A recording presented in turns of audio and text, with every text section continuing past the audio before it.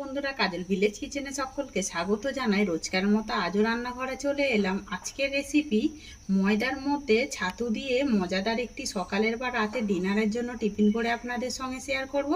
তার জন্য প্রথম থেকে লাস্ট পর্যন্ত ভিডিওটি দেখতে থাকুন, আশা করছি বেশ ভালো লাগবে। তো চলুন তাহলে শুরু করা যাক। এখানে একটা কড়া বসিয়ে দিলাম। কড়ার মধ্যে দিয়ে দেবো আমি 1 চামচ সাদা তেল। এর থেকে বেশি দেবার দরকার নেই, এই তেলটা দিলেই কিন্তু যথেষ্ট। তেলটা কিন্তু বেশ গরম হয়ে গেছে। এই সময় আমি একটু গ্যাসটাকে আস্তে করে দেব। কড়ার মধ্যে কিছু আমি ফোড়ন দেব, দিয়ে দেব বেশ কিছুটা কালা জিরে নিয়েছি। কালা জিরেটা ফোড়নের জন্য দিয়ে দেব। এবারে এর মধ্যে এখানে আমি হিং নিয়েছি, এই হিংটাও দিয়ে দেব। তাতে করে কিন্তু খাবারটা খেতে বেশ দারুণ লাগবে। আর নিরামিষ দিনে তো অতি অবশ্যই তৈরি করবেন, একদম খেতে কিন্তু দুর্দান্ত হয়। খুব ভালো করে ফোড়নটাকে একটু ভেজে নিলাম।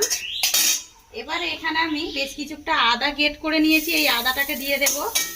দিয়ে আমি খুব ভালো করে ফোড়নটাকে একটু ভেজে নেব। ফোড়নটা কিন্তু বেশ ভাজা হয়ে গেছে, আর এর থেকে বেশি ভাজার দরকার নেই। এবারে আমি এখানে যেই ছাতু নিয়েছি, ছাতুর মধ্যে আমি ফোড়নটাকে দিয়ে দেব। এতে করে টেস্টটা কিন্তু খুব দুর্দান্ত হবে। একবার এইভাবে বাড়িতে ট্রাই করে খেয়ে কিন্তু কমেন্ট করে জানাবেন। এবার আমি দিয়ে দিলাম, এর মধ্যে দিয়ে দিলাম, এবারে দেব এখানে অল্প একটু লবণ, স্বাদ মতো বা মাপ মতো লবণ দিয়ে দিলাম। লবণ তো অতি অবশ্যই দিতে হবে।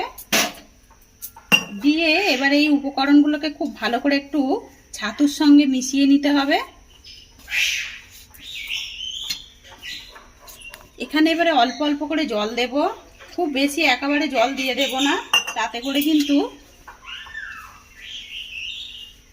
একেবারে নরম হয়ে যাবে। অল্প অল্প জল দেব। দেখুন, খুব ভালো করে ছাতুটাকে মাখিয়ে নিলাম। মাখাটা এরকমই রাখতে হবে। এবারে এইটাকে আমি ততক্ষণ সাইডে রেখে দেব। এখানে মাপ মতো নিয়ে নিয়েছি ময়দা, 500 গ্রামের মতো রয়েছে ময়দা। এবারে এর মধ্যে কিছু উপকরণ দেব, দিয়ে দেব স্বাদ মতো লবণ, আর দেব এখানে সুন্দর টেস্টের জন্য একটু চিনি।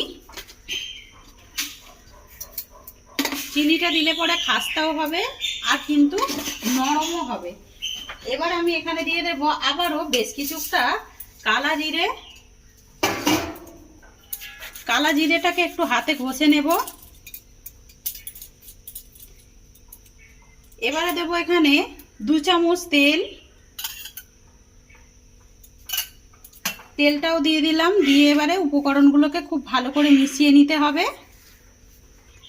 খুব ভালো করে কিন্তু ময়দাটাকে আমি ময়াম করে নিলাম। আপনারা চাইলে এটা আটা দিয়েও করতে পারেন, অথবা আটা ময়দা পাইল করেও কিন্তু রান্নাটা করতে পারেন। এবারে সমস্ত উপকরণগুলোকে যখন মিশিয়ে দেব, এখানে অল্প অল্প করে জল দেব। দিয়ে যেরকম ঠিক আমরা আটা ময়দা মেখে থাকি সেইভাবেই মেখে নেব। খুব ভালোভাবে মাখিয়ে নিলাম। মাখাটা ঠিক এরকমই হবে। এটা রাখার দরকার নেই, আপনারা চাইলে কিন্তু 10 মিনিট রেখে দিতে পারেন। আমি সঙ্গে সঙ্গেই করে দেখাবো। আর এটা কিন্তু বেশ কাল সকাল পর্যন্ত কিন্তু এরকম একটা রান্না যদি করেন, শুধু ময়দা দিয়ে একদম নরম তুলতুলেই থাকবে, একদম শক্ত হয়ে যাবে না। এইভাবেই করে দেখাবো আমি আজকে। তো দেখুন, আমি সঙ্গে সঙ্গে মাখলাম। মেখে নিয়েই আমি লেচি কাটতে শুরু করে দিয়েছি। অনেকে বলে গরম জল দিয়ে মাখতে হয়, গরম জল না দিলেও কিন্তু খুব সুন্দর নরম হবে। আর একদম সকাল পর্যন্তই কিন্তু এগুলো একদম নরম তুলতুলেই থাকবে। সবগুলোই লেচি কেটে নেব। সমস্ত লেচিগুলোই কেটে নিয়েছিলাম আমি, বেশ ভালো করে গোল গোল করে নিয়েছি। অপরদিকে ছাতুটাও যে মেখে রেখেছিলাম, মাখাটা দেখুন এরকম শক্ত হয়ে গেছে। এবার আমি এর মধ্যে একটু দিয়ে দেব আবারও একটু জল, অল্প একটু জল দেব। আর এর মধ্যে লাস্টে যেটা দেব আমি একটু ভাজা মশলা। ভাজা মশলা এটা জিরে, ধনে আর একটা শুকনো লঙ্কা, তেজপাতাকে শুকনো খোলায় ভেজে রেখেছিলাম, দিয়ে দিলাম আমি 1 চামচের মতো ভাজা মশলা। দিয়ে আমি খুব ভালো করে মেখে নেব। এটা চাইলে তোমরা আগেও দিতে পারো, আমি জানি এটা একটু শক্ত হয়ে যাবে। তো খুব ভালো করে মাখিয়ে নিলাম। এবারে এখান থেকে একটা করে লেচি নিয়ে নেব, নিয়ে একটু হাত দিয়ে গোল করে দেব। ঠিক বাটি আকারে করে দিতে হবে। বাটির আকারে করে দিলাম। এখান থেকে যে আমি ছাতুর মিশ্রণটা করে রেখেছিলাম বা মেখে রেখেছিলাম, এটাকে নিয়ে আমি এর মাঝ বরাবর দিয়ে দেবো, একটু বেশি করেই দেব, তাতে করে খেতে কিন্তু ভালো লাগবে। এবারে এইটাকে খুব ভালো করে আবারও মুখটাকে বন্ধ করে দেব। এতক্ষণে হয়তো বুঝতেই পেরেছেন যে আমি কি রান্না করতে চলেছি। এটা কিন্তু উপোসের দিনেও করে খেতে পারবেন, বা এরকম সবসময় ডাল ভেজানো ঝামেলা ছাড়াই বা বাটাবাটি ঝামেলা ছাড়াই এইভাবে কিন্তু আমরা অনায়াসে এরকম একদম কচুরি বা পরোটা আমরা রেডি করে নিতে পারি। এই একই কিন্তু ভাবে আর তোমরা চাইলে কিন্তু লুচিও করে নিতে পারো। আবার ওই একইভাবে সবগুলো সমস্তগুলো আগে ভরে নেব। তো লেচিগুলোর মধ্যেই পুর ভরে নিলাম। এবারে এইটাকে সাইডে রেখে দেব। এখানে একটা চাকি বেল্লা নিয়ে নিয়েছি।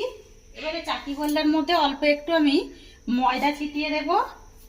ময়দাটা খুবই হালকা, তাই জন্য ময়দা ছেটালেই কিন্তু ভালো হয়। এবারে এখানে চাইলে তোমরা তেল দিয়েও বেলে নিতে পারো। এইটাকে এবারে ঠিক আমি এই শেপে বেলে নেব। আর হ্যাঁ, এটা কিন্তু টমেটো সস বা আচার, এটা চাটনির সঙ্গে খুব ভালো লাগে।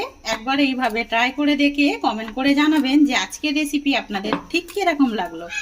যদি ভালো লেগে থাকে একটা লাইক করে দেবেন, বন্ধুদের সঙ্গে শেয়ার করবেন, আর কে কোথা থেকে দেখছেন আমাকে কিন্তু কমেন্ট করে জানাবেন।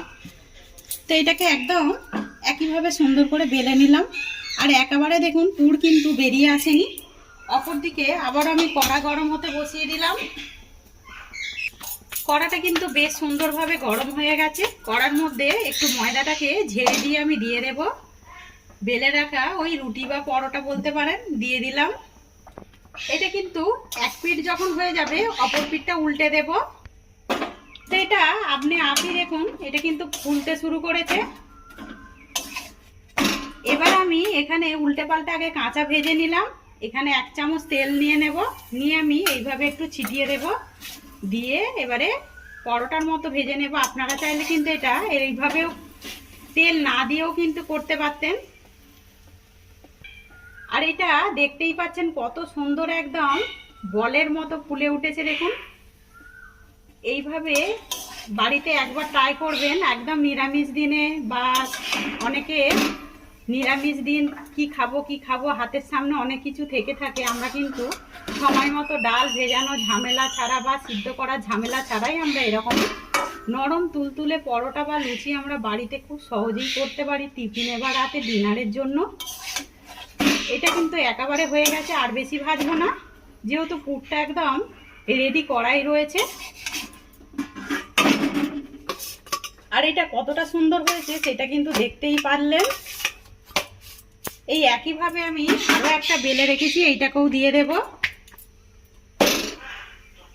দিয়ে সমস্তগুলোই রেডি করে ফিরে আসছি। সমস্ত পরোটাগুলোই একেবারে ভেজে নিলাম, ভেজে নিয়ে ফিরে এলাম। এবারে গ্যাসটাকে অফ করে দেব। তো সমস্ত পরোটাগুলোই ভেজে নামিয়ে নিলাম। এবার আমি দেখাচ্ছি যে কিরকম হয়েছে আর কতটা নরম হয়েছে সেটা কিন্তু দেখতেই পাচ্ছেন, একদম হাতের মুঠোয় কিন্তু চলে আসছে। তো একটা ছিঁড়ে দেখাচ্ছি, প্রচণ্ড গরম। আর ভেতরে চতুর্দিক থেকে দেখুন পুর একদম কত সুন্দরভাবে সেট হয়েছে, আর একদম দুটো ভাগে ভাগ করাও হয়ে যাচ্ছে।